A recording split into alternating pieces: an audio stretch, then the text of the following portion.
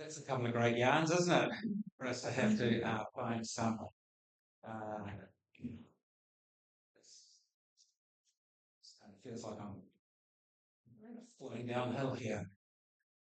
I want us to think a little bit about the context of both of those stories as we think about the journey that God has called us to. And I'm not just thinking about living the journey that's the life that we live. I'm thinking about the journey that God asks of each one of us to be missional people.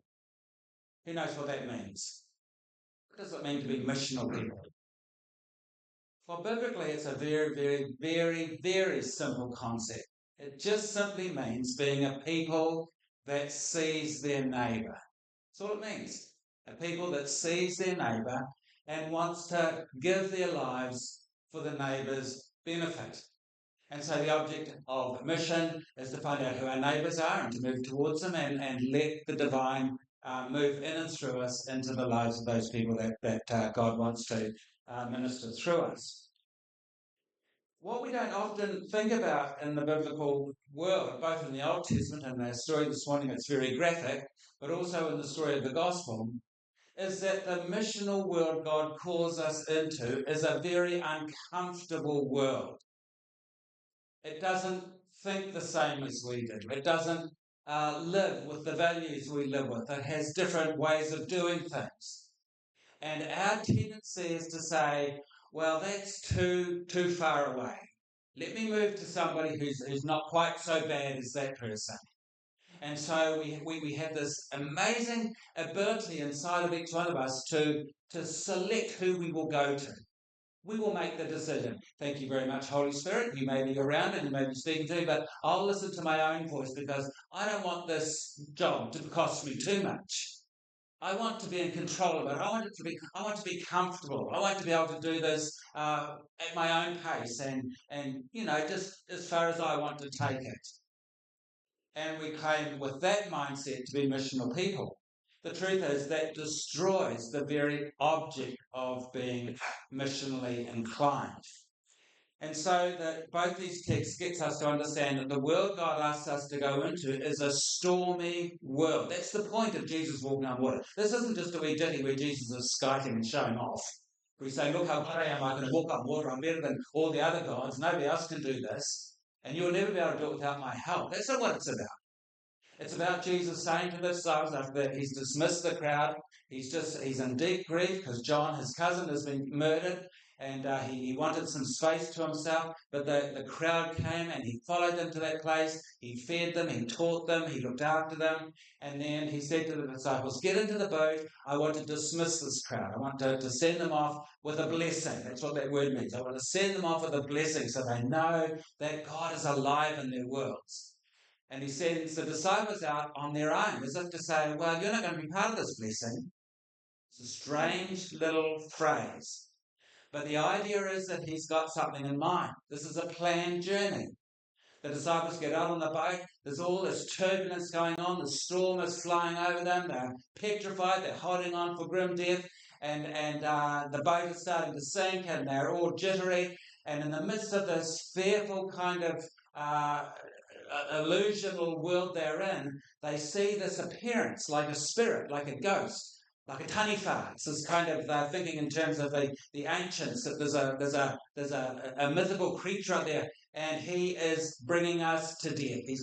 He's going to suck us into himself and take us to our deaths. And Jesus is away dismissing the crowds. It's his view.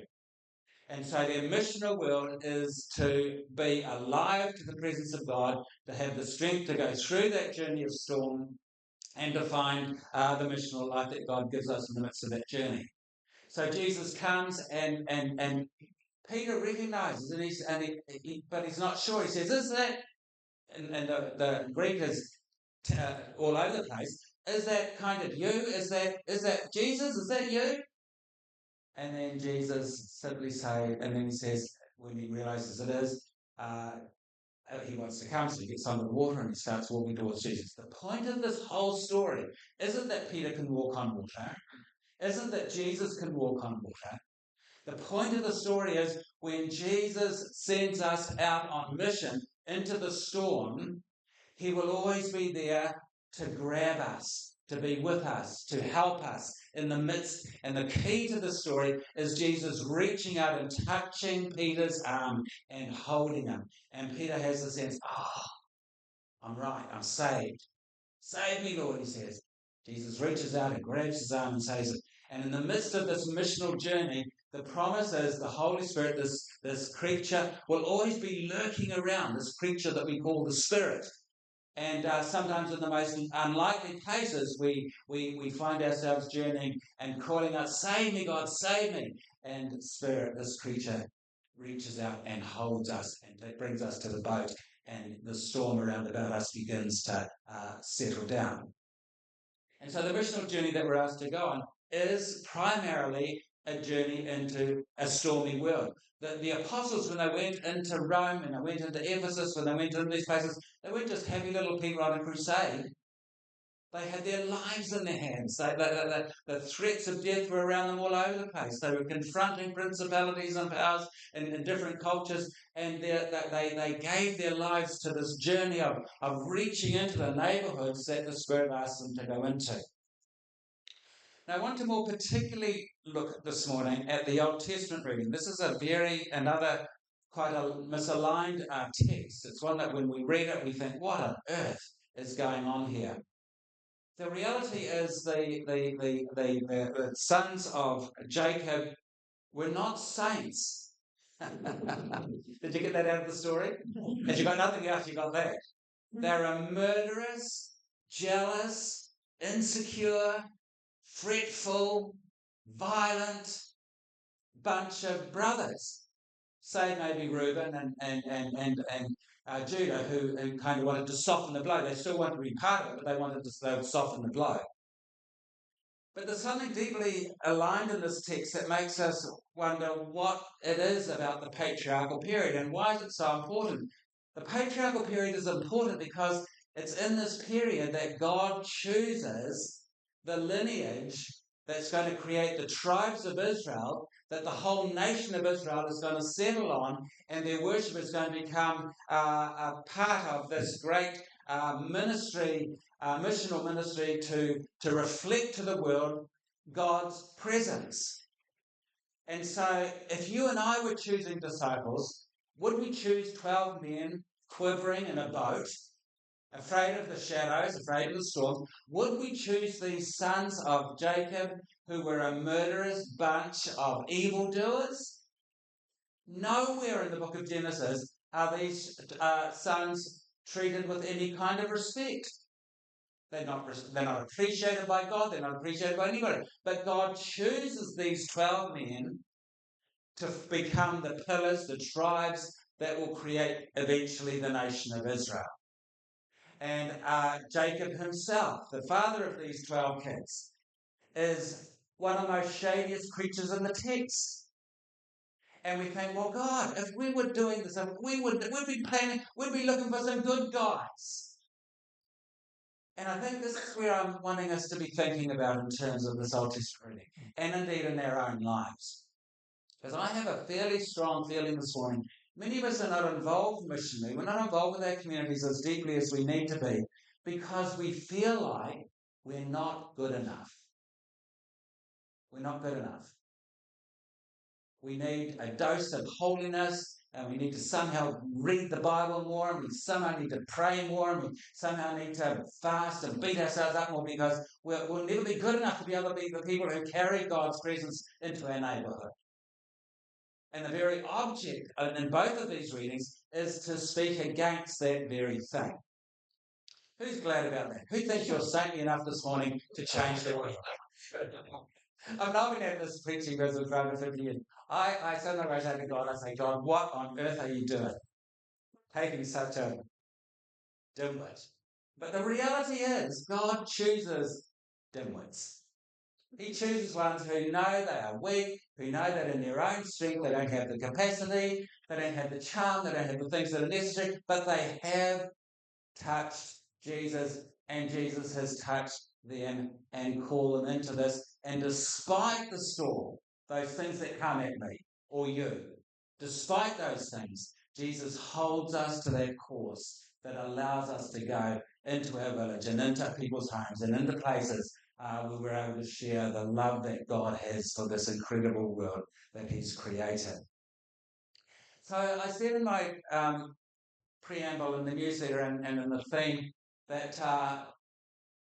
favoritism is one of the most extraordinary things in the book of Genesis. If you've read Genesis recently, you cannot but be overwhelmed by this idea of favourites. You know the first story of violence in the Bible over the two brothers who were having making the evening sacrifice, and one felt that the other offering was favoured, and Cain eventually got so angry with his brother, and with the sense that he thought his brother's offering was more pleasing to God than his, he took an implement from the I was going to say shed, but they had sheds in those days, and he went out and he killed him.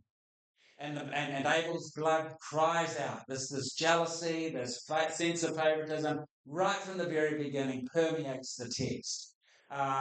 We've had already in this seasonal reading of Genesis the idea of Sarah and Hagar, where Sarah was married to who? Abraham, and Abraham was going to be the father of nations. Sarah couldn't bear children, so she sends a slave to her, her womb slave, and she has a son, Ishmael, and this dreadful jealousy rises up in Sarah. Everything Ishmael did, Sarah thought he's going to get it. He's going to get it. He's going to take the inheritance. He's going to lead Israel. And this deep sense of jealousy and eventually she has her own child, and she sends Hagar and Ishmael out into the wilderness because she can't stand the idea that there's an older brother, a son of Abraham, who might get some attention beyond her son. And so Isaac is born in this competitive world. And then the choosing of wives. These are extraordinary stories, but I just want to go to Jacob's, because Jacob is the one who was such a scoundrel. He swiped the birthright from his brother Esau, his older twin, who was the entitled one for the birthright of his father. And then at his death, he pretends to be his brother. He deceives his father. He covers himself with sheepskin, smears himself with blood, and makes him smell like he's a hunter, and goes in. And he eventually, through scurrilous means, in cohorts with his mother, Rebecca, they take the blessing. And so these stories are deliberately put into the text. And it gets even worse now when it comes to Jacob. Because Jacob has this deep animosity with his brother because he swiped the inheritance from him, and the brother goes off and they sort of live separate lives, and then they're going to come back together. And so there's this sense that Jacob is kind of afraid of what he's done. He knows all the way through that there's something sort of wrong in his DNA.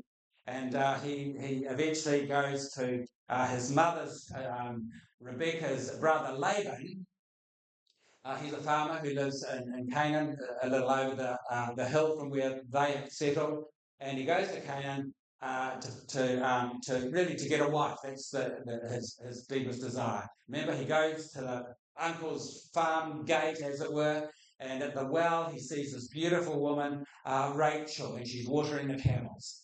And he falls in love with Rachel, and then the scurrilous stuff that he had done to people begins to come back to him. And Laban says, yeah, you can marry her, work for me for 7 years, and she's your bride. And so he works for her for 7 years, and what happens? He wakes up on his wedding morning after the wedding, day after, and he's in bed with Leah, the ugly sister, the one who was not able to get rid of in marriage. And so through scurrilous means, he became Leah's wife, and then Rachel was promised, and he for another 7 years' work. And so he ends up with two wives, Rachel and Leah. And these two really are at odds with each other. The odds were simply over the fact that Rachel could not have children. Rachel was barren. She couldn't have children. So Leah, the text begins, Leah and Jacob have all these children. They have, who do they have? They have Reuben, they have Simeon. I'm reading now from chapter 29 at the beginning of 30. They have Levi and Judah, and then she stops having children. And that she stops, and so she says, let's, here's Zilpah, my slave, that Laban had given her, a servant. And so Zilpah becomes the mother of 3 more children. And then miraculously, Rachel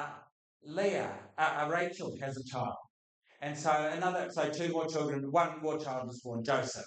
And then she stops having children. Leah's fertile again, so she has 3 more. It's just the most terrible. When you read it in one go, you think, what on earth is God doing choosing this family? It is such a mixed up, kind of convoluted coming together. And then, so in the midst of this, the animosity between Leah and Rachel is the kids have picked it up. This is the point of the story from the reading today. And so when Joseph, who eventually has, when he's born, his dad, Jacob is so overwhelmed with joy that the woman he really loved has eventually had a son, and Joseph is just the most beautiful baby, not like the other kids who were just sort of arrived, but this is his dreams come true, and so he lavishes them with this long robe. It's not a coat of many colours that the Greek translation translates it as. The Hebrew Bible has it. The word in Hebrew is just a word that means to the palms and to the feet. It's a word that's made out of those 2 words, and so it was a long robe to the palms and to his feet. But it was special to him, and the father gave to him with all his love, and the brothers looked on. And over the years, he's 17 at the time of our story today, but in those 17 years, there's this animosity, this build-up, this kid. He's getting all the attention. And we're the ones that have done all the work. He's just sort of minding some sheep. He's at home with Dad. We're minding the sheep. We're doing all the hard labour. And so when... and the text is very clear. Jacob says to Joseph one day, he says, I want you to go out and find the sheep. Find your brothers. They're up there. Go out there and find them and just bring back a report. What's going on there? And then he meets a man. And this man is the same man, it's the same word, for the man that Jacob met. Remember when Jacob was going to see Esau and he wrestled with the angel, wrestled with the man? It's the same idea. It's God coming in human kind of flesh. And he's wrestling, and this man says, they've gone to Dothan. They're a bit further along. Just keep going. And he eventually gets there, and they see him in the distance, and the plot is hatched. Let's get rid of this pain in the neck. Let's just get rid of him, put him off the scene. And these murderous intentions begin to grow.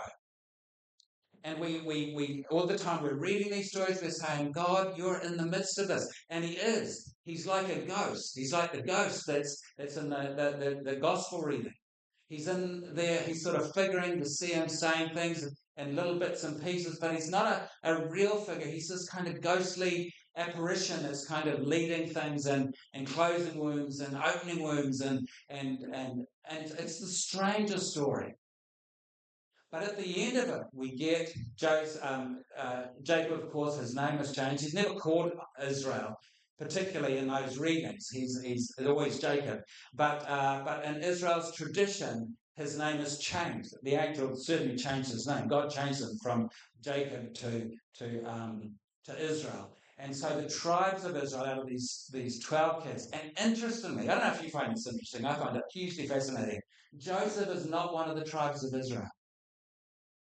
Isn't that strange? This is a strange story.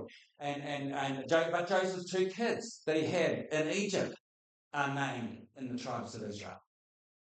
And so there's a strange kind of appearance of this figure, Joseph, and he gets them into Israel, he gets them into Egypt rather, and in the midst of the famine, and they begin to prosper as a community.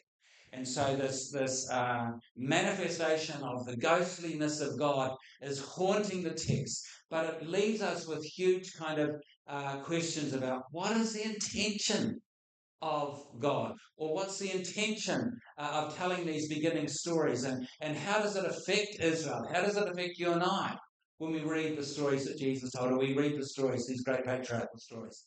Because a lot of us just look at them and say, oh, this is just a lot of rubbish, it's a lot of myth, it's a lot of storytelling that's just kind of convoluted. But it's not. It takes us to a very certain place. And the certain place it takes us is that God uses those that you and I would never use. God uses people, and God does miraculous things through people, through vehicles that you and I will never choose. And I wonder, this is what's been in my mind all week, I wondered, why does God do that? Why does God do that?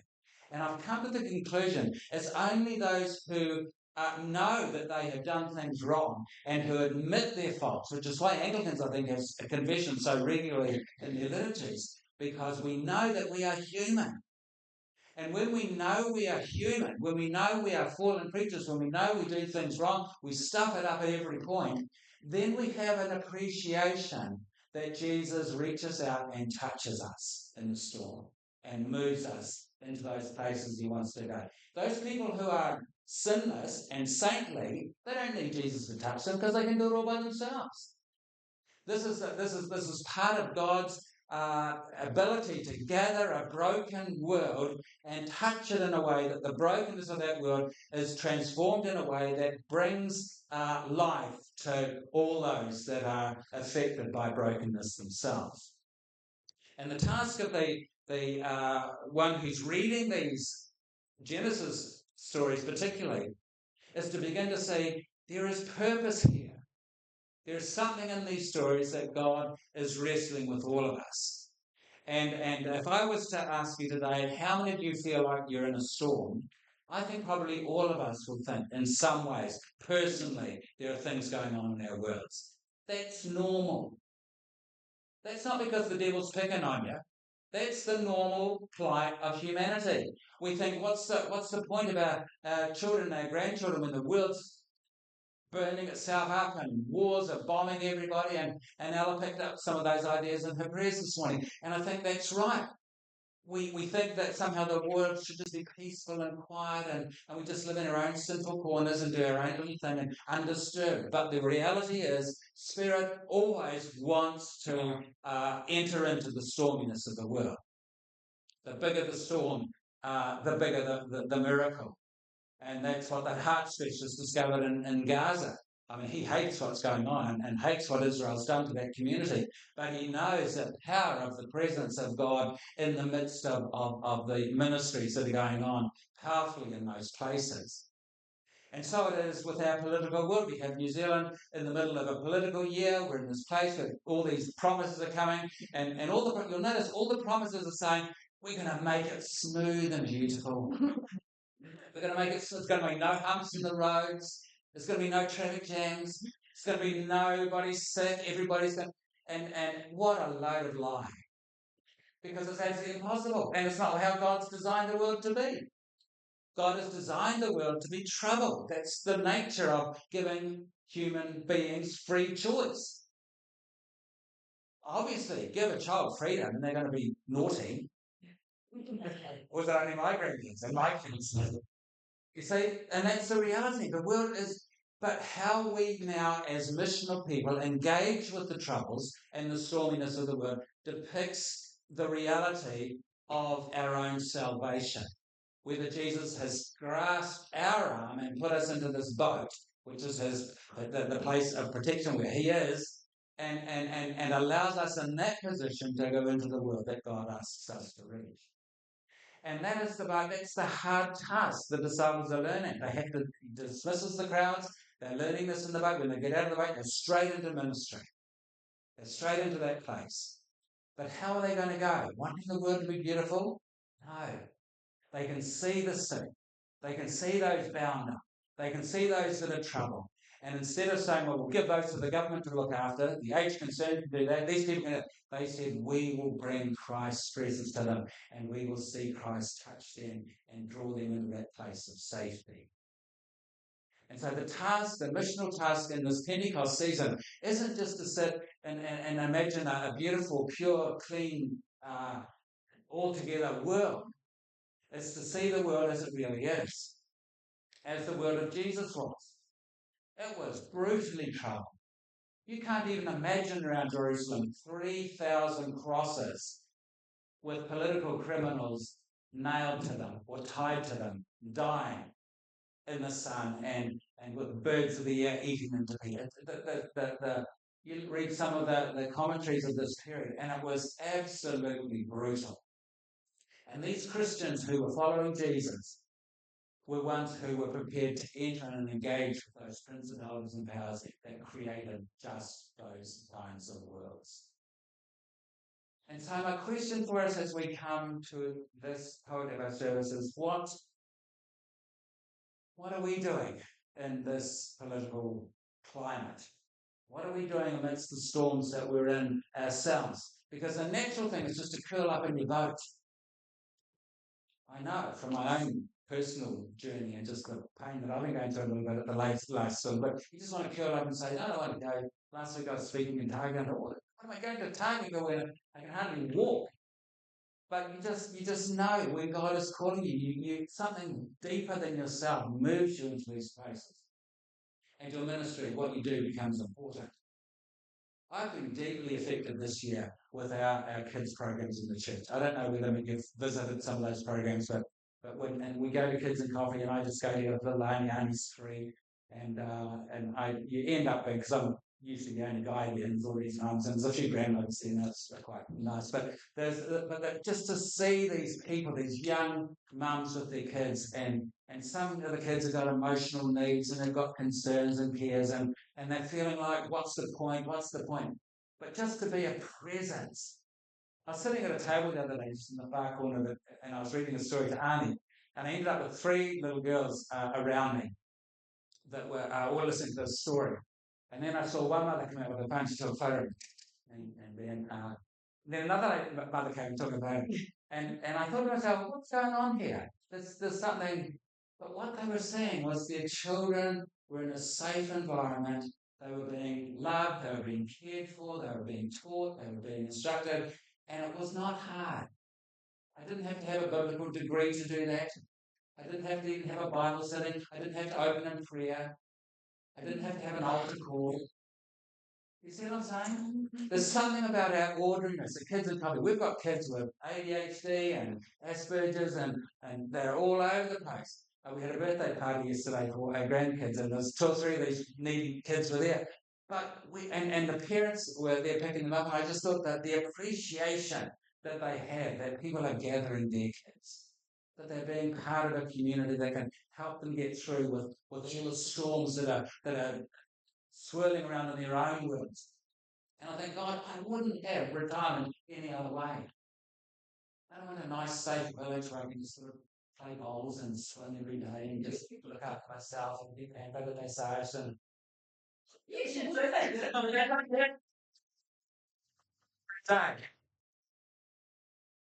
So I want us to come to you, Chris, just with that in our minds. I want us to be thinking as we sing this next song. I want us to be thinking as I'm preparing the table that Jesus needs to touch us. He needs to, in the midst of our storm, we need to know there's that hand there who's invited us into this world. When we start feeling tossed, we feel like we're going down and everything's swept, we need somebody whose hand can actually hold us. And if we haven't got that deep, deep sense of connectedness with the divine, then our life is just our own and it has no value in the storm. But if Jesus is with us, then our touch, whether it's picking up a little child, whether it's putting your arm around somebody and you're reading a story to, whether it's just giving somebody a drink from the counter, or whatever it might be, that has eternal value. A glass of water given in my name, it just means where I'm in that transaction of giving. There am I, present powerfully, Jesus says. So, Lord God, we thank you this morning for this journey you've called us to. We're in a wonderful part of your world. We're in a wonderful community of faith. We're in a wonderful community of people around us. Guard us, Lord, from that tendency to want to just take all that blessing to ourselves. And to just be grateful, but stay in the four courts of our own dwelling. Help us to see, Lord, you as the one who's out in that storm. You're the one who calls us into it. You call us, Lord, not because we're good people. You call us, Lord, because we're ordinary, screwed up, broken people.